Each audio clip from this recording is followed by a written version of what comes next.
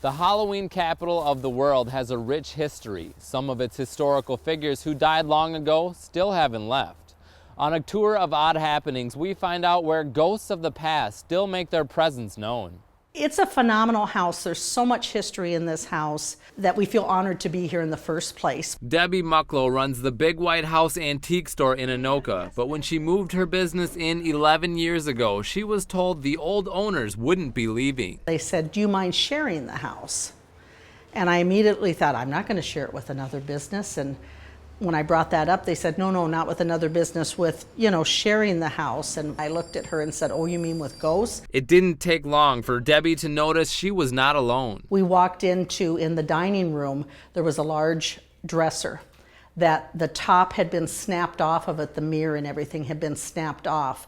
But yet the glass items that were sitting on top, when the mirror snapped, it should have fallen on top of that. Instead, the mirror was found in the middle of the room and had done a complete revolution.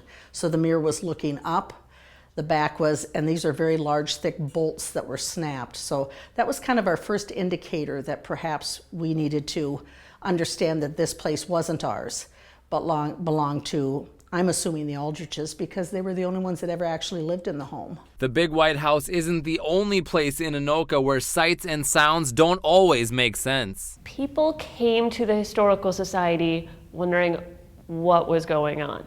So they experienced something weird happening in their house, and then they wanted to know more, like who lived here before I lived here, and maybe try to explain things that way, and see maybe somebody died in my house, or maybe this significant person lived here, and maybe that's why something weird is going on and why they're waking me up at 3 a.m. or why the stereo turns on when I did not turn the stereo on.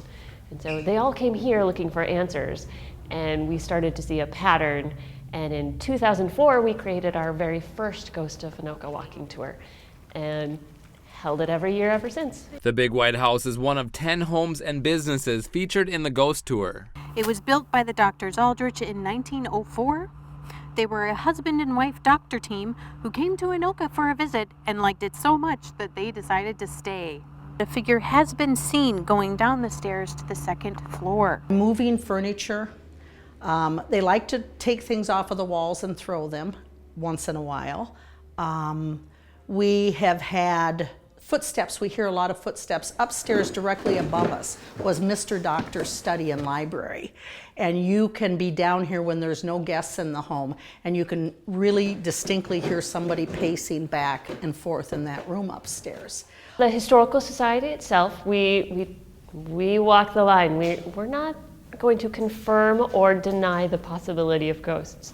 We like to say, we quote the Christogram newspaper, which is kind of an old tabloid newspaper. We say, I know not what the truth may be, I tell the tale as told to me.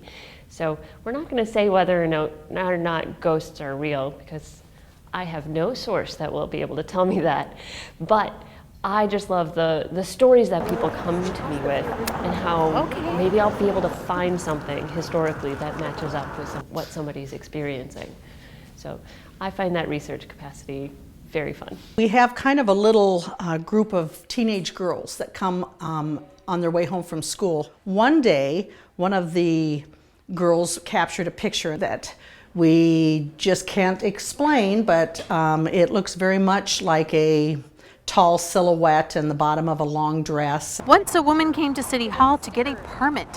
When she stepped up to the receptionist's desk, she was suddenly shoved from behind. She turned around to see who had pushed her, but there was no one there. The clerk said, "Did she push you?" And the woman said, "Who?"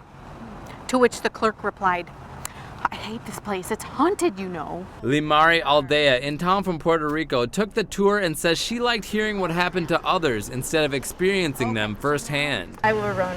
That's the only thing I can think of. Scream and run. I love the city. I love everything that I saw. I really enjoy it. I love the stories. Generally, the interaction is one of a friendly cohabitation. People get startled, but I've never come across somebody in Anoka that said that they were scared of a ghost. Maybe they were annoying, and it could be very annoying, but it wasn't something that hurt them. And I just think maybe it's a testament to Anoka as a city and the people who lived here. Even the ghosts are nice. Being open 7 days a week like we are, everyone can come see the grace and the beauty of this old house. And once in a while, if you're lucky enough, you get to see more. The ghost tours run Thursdays through Saturdays in October and every day during the week of Halloween. For more information, go to anokacountyhistory.org.